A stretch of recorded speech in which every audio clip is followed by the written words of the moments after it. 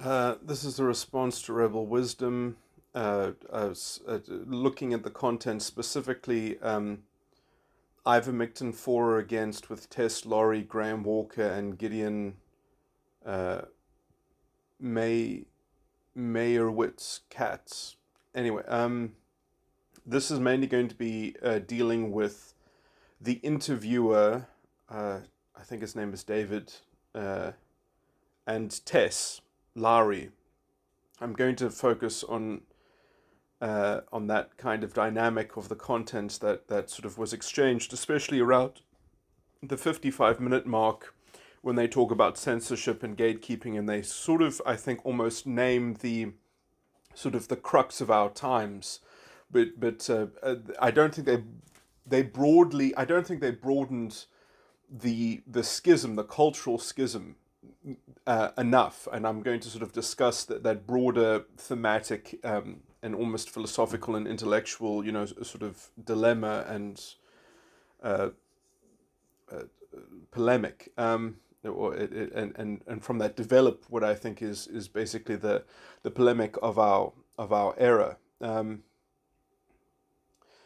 So the issue that they brought up was specifically censorship, essentially. So the interviewer asks Tess, well, I know that the line has been drawn in the wrong place, but don't we need someone to draw the line so that children don't feed bleach to their children to try to cure autism, and when they get rashes that they've been told that, well, those rashes are the toxins leaving the body or something like that, that you need, social media platforms to suppress that kind of dangerous misinformation. Well, I'll just make that, I think, is the right use of the word misinformation. You notice that the doctors that the interviewer was talking to on the other side of Tess Lawrie used the word disinformation. You can just see what sort of ideological narrative zealots they are. And they're pristine, cherry-picked, sort of that they don't shoulder the burden of proof. Anyone who comes up against their consensus has to shoulder the burden of proof, and they can just sort of cherry-pick their skepticism and lob, sort of hard skepticisms. Other people have to prove a negative to encroach upon their pristine credentials of representing the grand narrative, the grand consensus.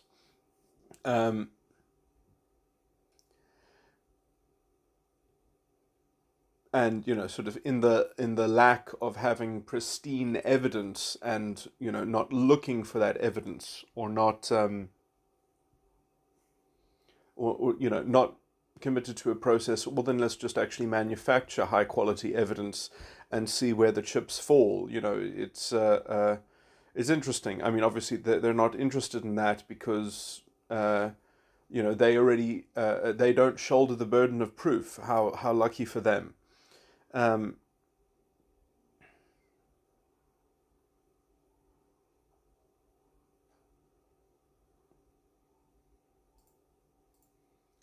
Never mind the strange factor surrounding their supposed preferred treatment, which has everything going for it. It seems it seems little is going for it other than the fact that it represents some kind of consensus position. I mean, it's amazing how many people can show up just with sort of the badge of bandwagon groupthink, and sort of somehow they're the. It's like these pseudo intellectuals who posture themselves as like the pretty popular girl in high school, and as long as that they sort of represent some kind of conventional fashion, or some kind of in vogue fad, that's good enough.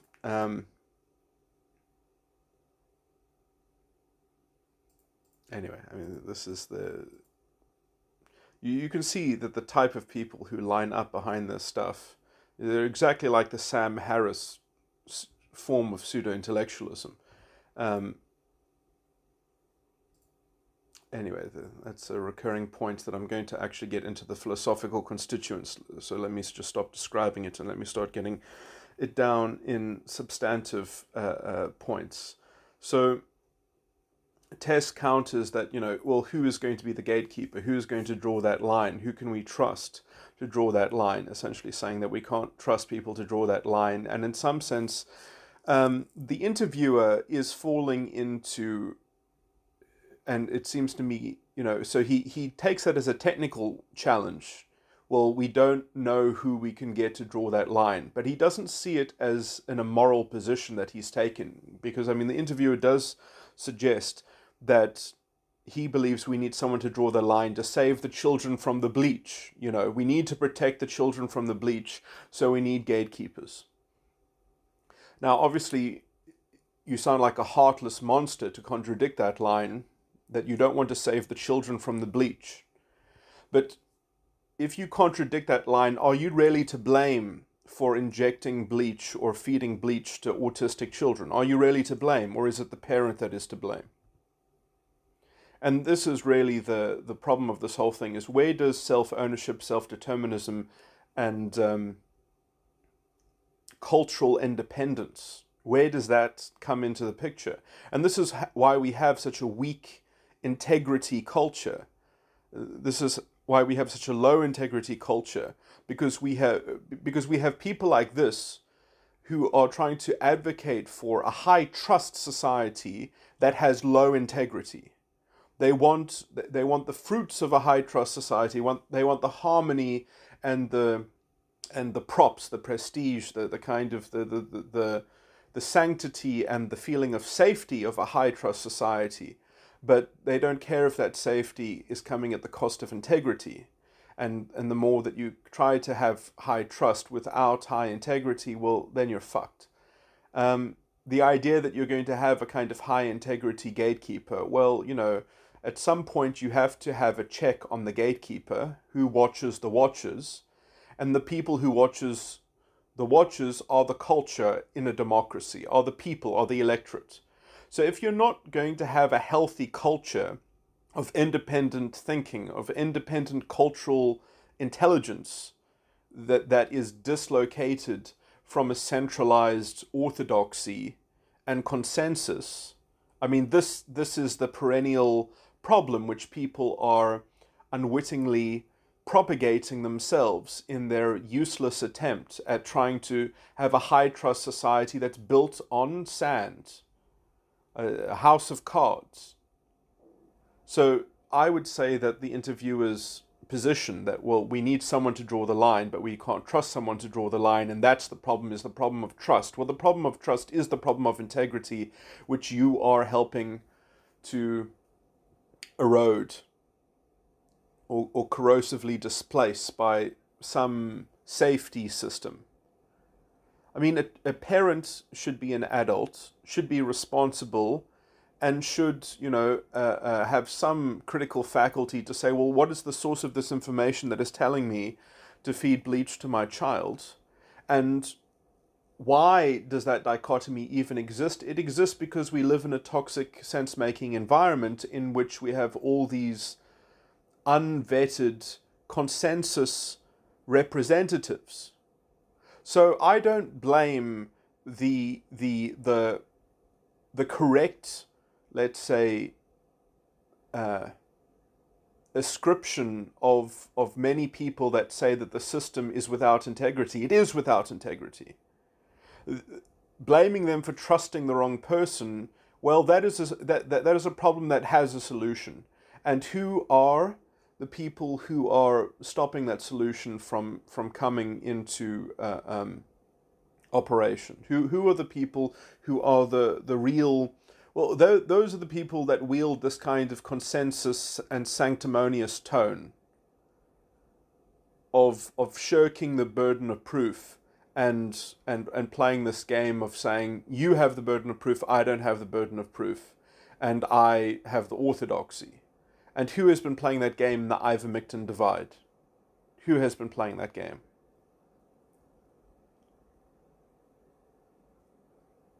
These pseudo-intellectuals who treat themselves like the attractive and popular girl in high school.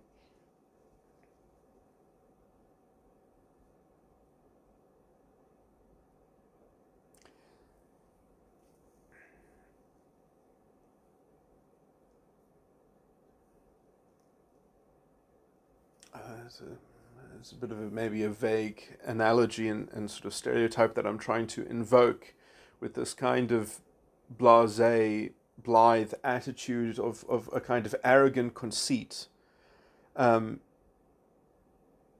which all you have to do, because then the bar that you have to prove is so much fucking lower, because all you have to do is essentially throw a little bit of shade of oh, well, this looks like there might be a discrepancy.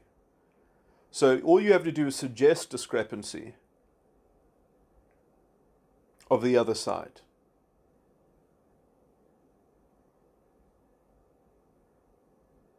And you hold the default position granted by what?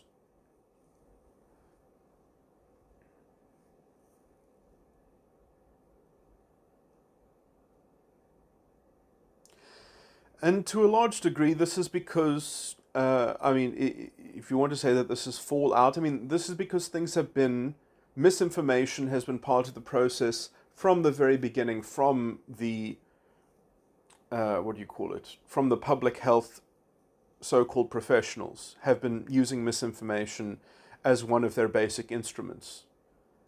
And you can say, well, this is a time-honored tradition of public health. That you don't say that the vaccine is safer than the virus, but it's not entirely safe. You don't say that. You just say that the vaccine is safe. You just use an oversimplification and a generalization, and then you make yourself open to people who are pointing out the truth. And then you give ammunition to people who perhaps don't have real credentials to come up with more elaborate alternatives. But I think there is also a lot of, let's say, real ammunition behind vaccine hesitancy. Perhaps for very old people it doesn't make a difference, especially for people who have who are finished reproducing.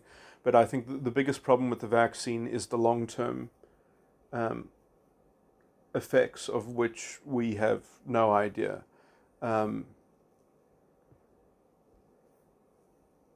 never mind how it interacts with the virus, but in terms of long-term, it's essentially a kind of medical experimentation.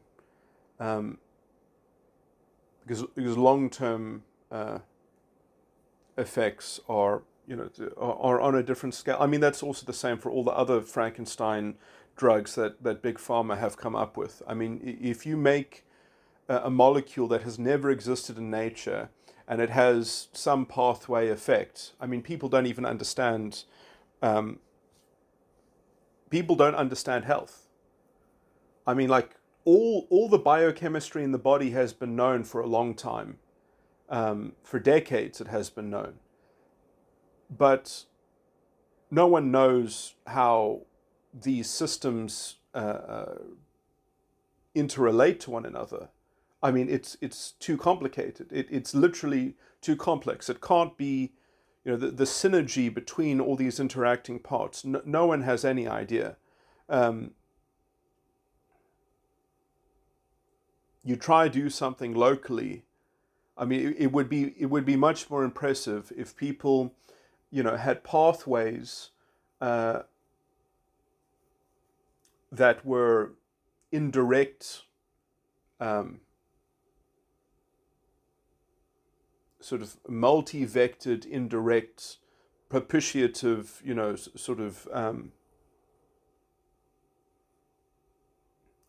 you make a Frankenstein molecule because you're just trying to get a kind of knee-jerk biochemical response from the body.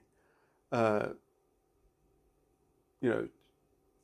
think that proves how little we know. It would be much better if you used essentially basic ingredients that they wouldn't be that basic, it would be somewhat complicated, but you would use various ingredients that were almost like a palette of colors, and at certain doses, at certain intervals of procession, you could essentially induce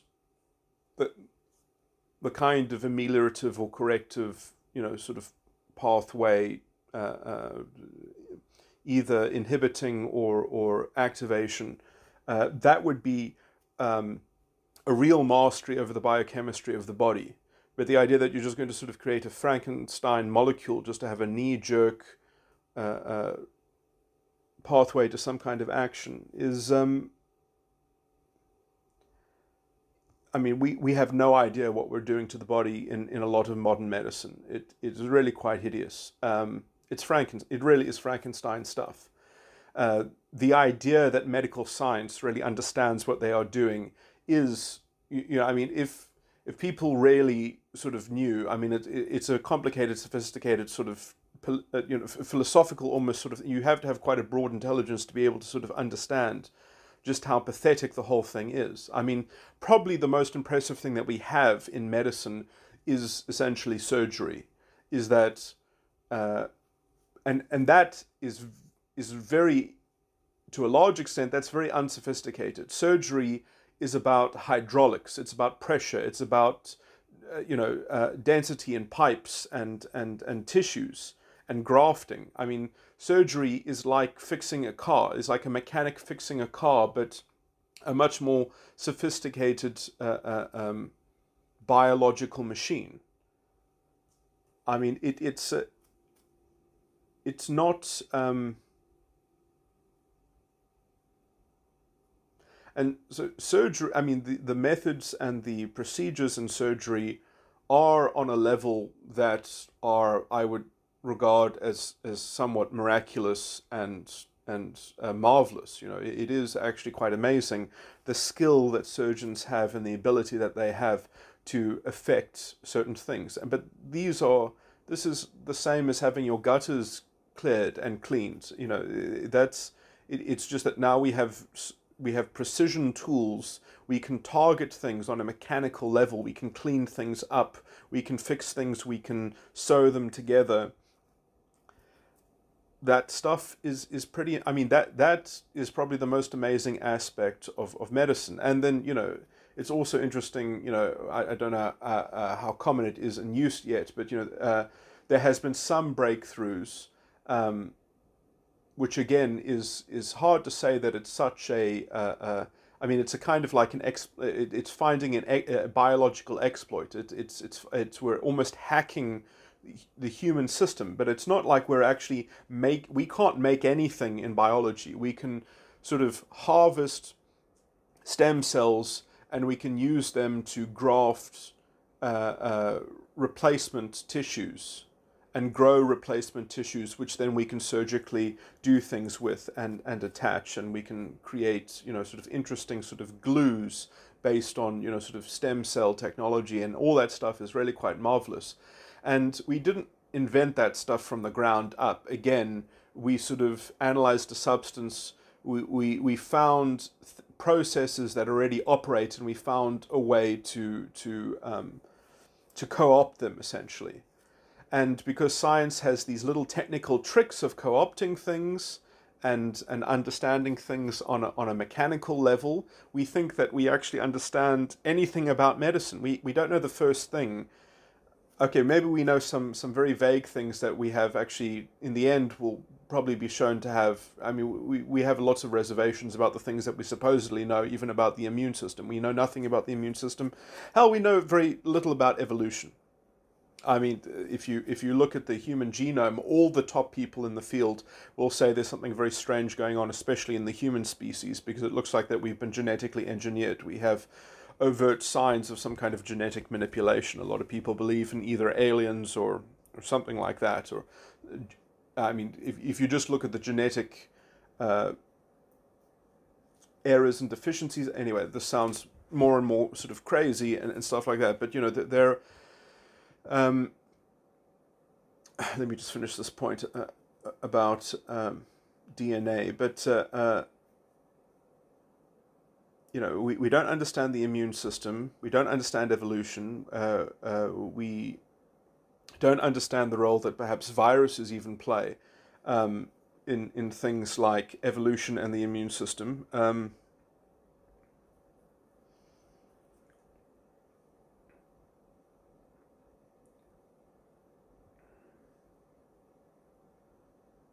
mean, there are mechanisms that sort of branch into things like epigenetics, that then become a sort of a medium of these other processes which we are embedded within.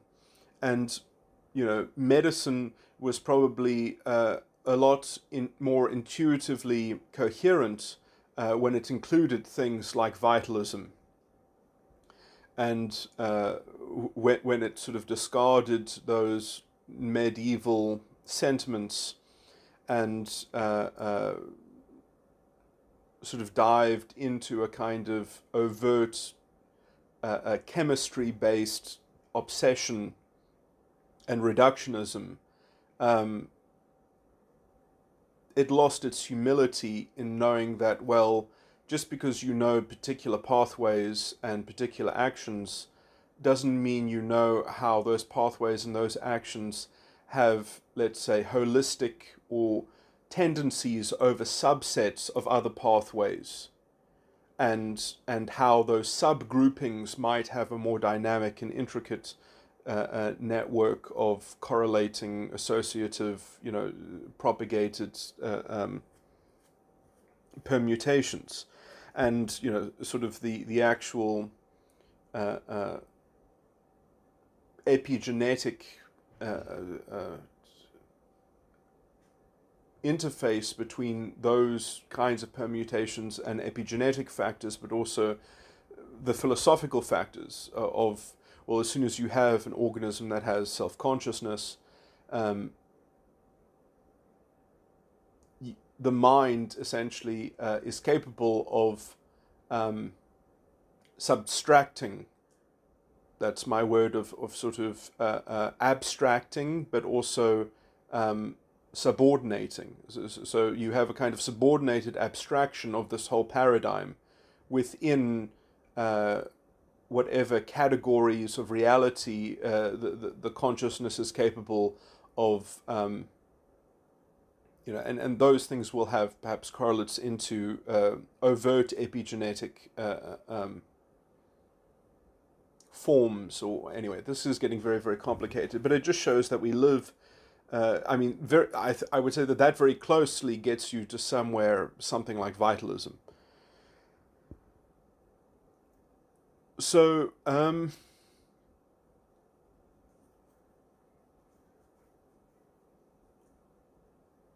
perhaps even to something like a phenomenological interface with biochemistry.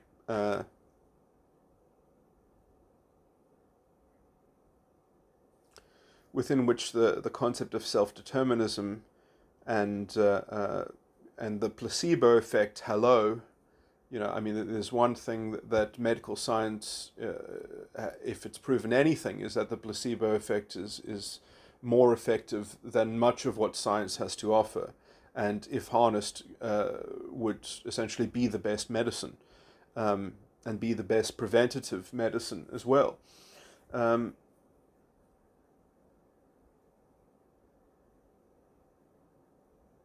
Is just one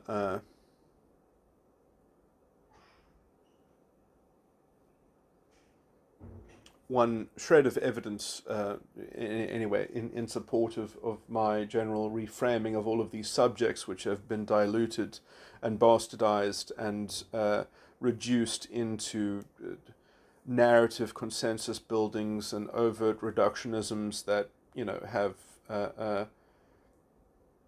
quite misaligned values and incoherent principles, and producing a kind of conflagrated and dramatized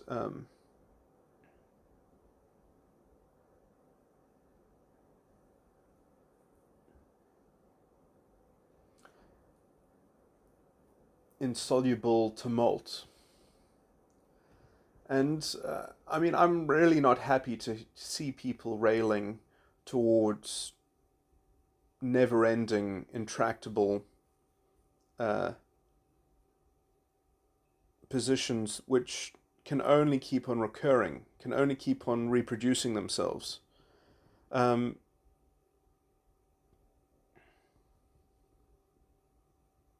So to answer David's question as to how to protect the children from the bleach, is that you hold the children, you hold the parents of the children who are feeding them the bleach, you hold them responsible and accountable, and you publicize when they are tried for child abuse, when they are charged for reckless endangerment of their children.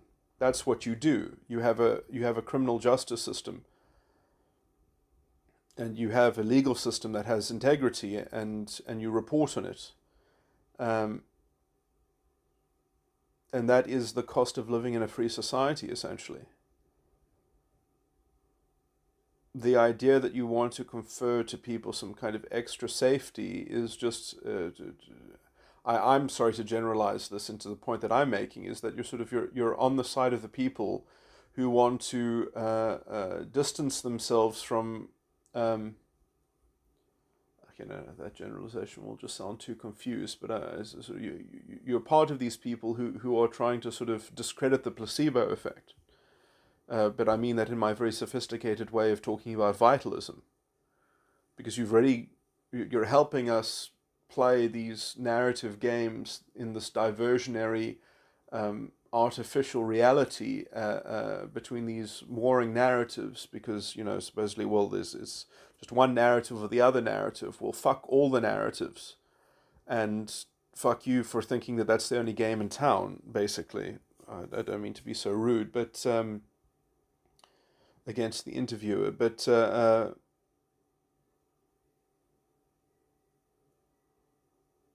and this, I must say, this is the problem of association. When you associate yourself and you want to say, well, there's something on both sides here. No, there isn't something on both sides here. One side actually has a morally reproducible system of culture. The other side is morally bankrupt. And they are sanctimonious and they are self-righteous. And just because to the normal person, to the normie NPC crowd, as sometimes they are archetypally portrayed, just because the normie can't distinguish between these people, and so you have to give both of them a podium to have a debate or something like that. No, actually, I don't think that that's how the culture war comes towards any kind of end. That's how you just... Anyway. So this is the problem, is because, I'm talking about an interviewer and I'm being very critical of him, and he himself is on the fringe, and he's like, well, I'm trying to bring culture into a more sane and reasonable form towards some kind of resolution, and I'm criticizing him.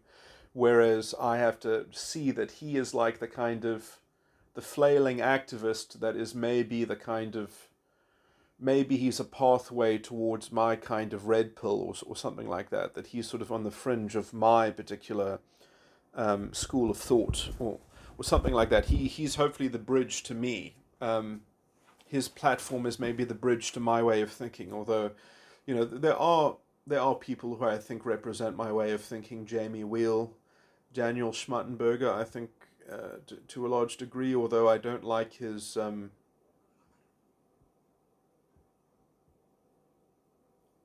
I think he takes too many pains to be non-partisan and to be a kind of a broad capture of people into giving people the tools. But I think that there is a lack of a moral line of thinking, which perhaps I'm more caustic. I'm more... but I do think that this edge is what is lacking, and is what is also permitting this forever slow motion train wreck of a culture. Because, this is how the frog gets boiled, is that it doesn't actually stand up for basic values that are needed to have a society and a culture that has integrity and is capable of reproducing that integrity. You come with a problem. Yeah, this is exactly... sadly, this is... I mean, I'm about to use a biblical analogy here, is that, King Solomon, the two women and the child, and King Solomon says, okay, well, let's cut the baby in half. And then you sort of realize, well, which side actually has real bona fides, which side is really acting in good faith. That's the kind of good faith, and there was another interview that I was looking at on Rebel Wisdom between Yuri Deigin. I'm sorry if I'm pronouncing it incorrectly. I wrote a very scornful reply. I said, just on the first 5.5 minutes, where he says, calling me bad faith is bad, because I don't have bad faith. I don't have ulterior motives. I'm not being paid. I'm not trying to get famous or something like that. It's intellectual bad faith, you stupid piece of shit. It's intellectual bad faith.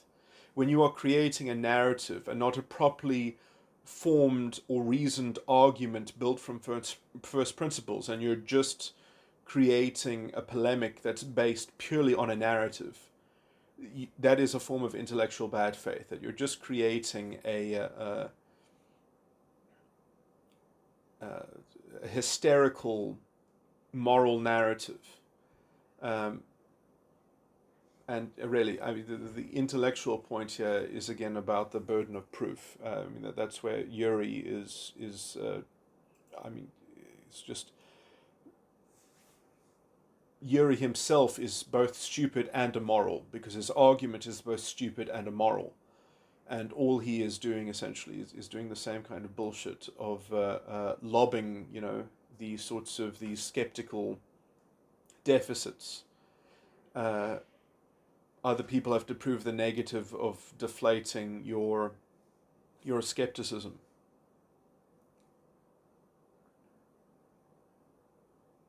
Yes, you can nitpick and you can cherry pick and you can find evidence for your narrative.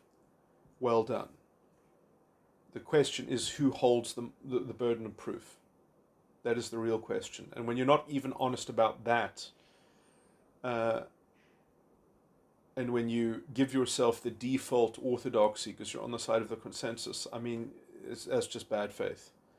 I mean, the whole intellectual framing from the beginning is pathetic. I mean, this is the same level as Sam Harris. And I have the same issue with people associating with Sam Harris. It lowers the IQ of the discourse.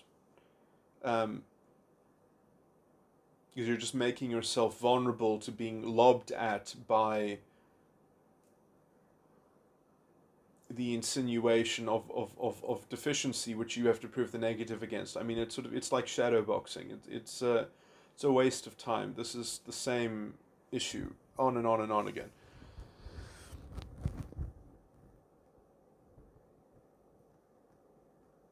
It's a form of motivated reasoning, what it really comes down to. But the real motivation is representing a narrative, and that there must be a kind of narrative because you have to have something that sort of confers a token of the high trust society, because we're not interested in integrity. And these are the people who put trust ahead of integrity, essentially, and the need for trust ahead of actual, genuine intellectual discourse. And as soon as you have those basic values mixed up, well, then you're just playing into a game that is essentially a shell game, and they're just lobbing shit at you. It's not worth it, exposing yourself to this kind of bullshit.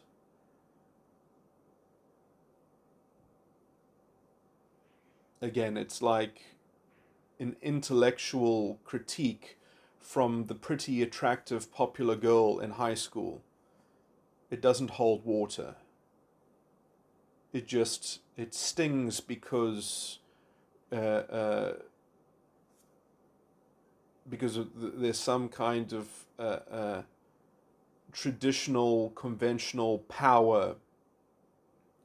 There's some kind of order that needs to be imposed. um, in which a superficial intellectualism has to correspond to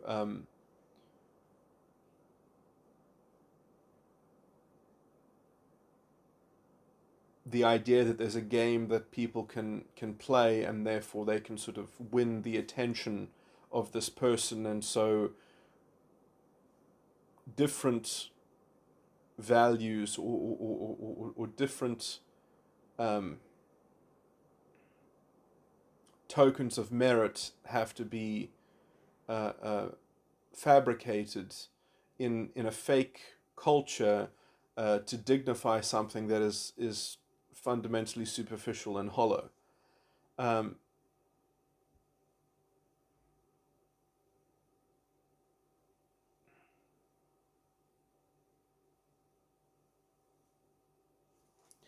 So, it's interesting that people talk about disinformation when they are contradicting the misinformation of health professionals. And then they are labeled as disinformation spreaders.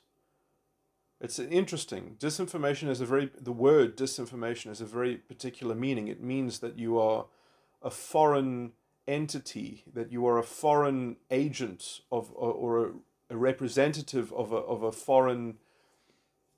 Disinformation is when the USSR has infiltrated your country and is trying to promote a countervailing narrative. That is what disinformation is. It's propaganda that is designed to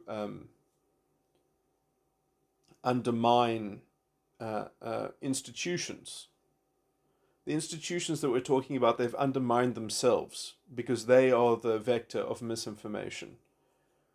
People are demanding a higher integrity, and then we have these defenders of the low integrity system who are on the side of propagating high trust, and they want to say that the means are justified by the ends.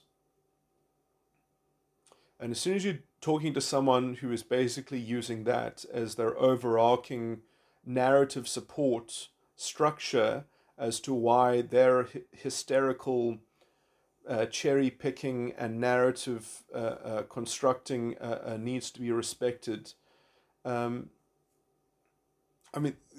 almost no point in engaging in someone like that because they have really proven themselves to be bad actors.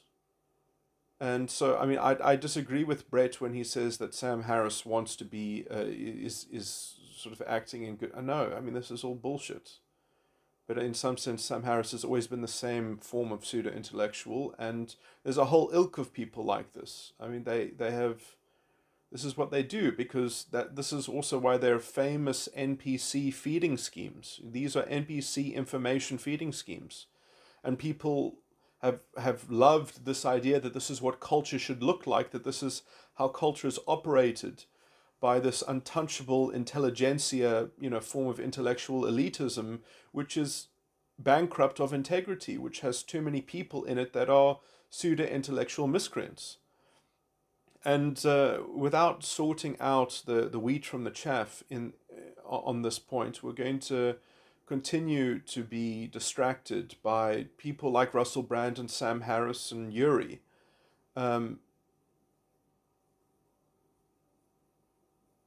who are essentially, all of them are always saying, well, yes, we believe in classical libertarian values, and yes, they are good, but listen to my narrative, and my narrative it can be okay with that window dressing. I can adopt that. I can deploy my motif with giving the right, but they pay lip service.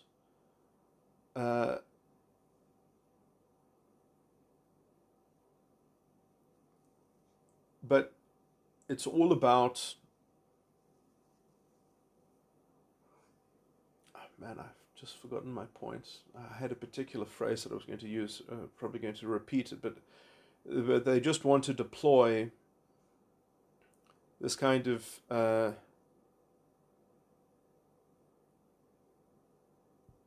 this sort of trust integrity bait and switch you have to use their bad reality test and just believe that they don't shoulder the burden of proof because they're going after the right scapegoat. You just have to sort of believe in their scapegoat. And their scapegoat program and activism or polemic that informs their narrative is the correct codex for and that it pays lip service to all the right, it ticks all the right boxes as well. And then they'll label disinformation people who contravene their path towards their vilification of their scapegoat. I mean, this is what Russell Brand does all the time. He says, oh, yes, I also love classical libertarian values, but let's not go after the people who have power. They are not the problem. It's these people, these 1%ers that are the problem. And as long as we're going after them together, then don't worry that we're promoting democratic illiteracy and that we're promoting racialist, never mind that we're destroying an open and liberal society based on a common view of justice. Never mind that we are redefining justice and redefining basic values. Never mind that we have no integrity behind our position. We don't have power. Only attack the people with power. That's what Russell Brand says. Yuri is saying Bret has the power to distort the narrative, so he is I don't know if he used the word disinformation. It was the Californian doctors who were using the word disinformation, which, if in my view, shows their hand to being ideological, representative miscreants.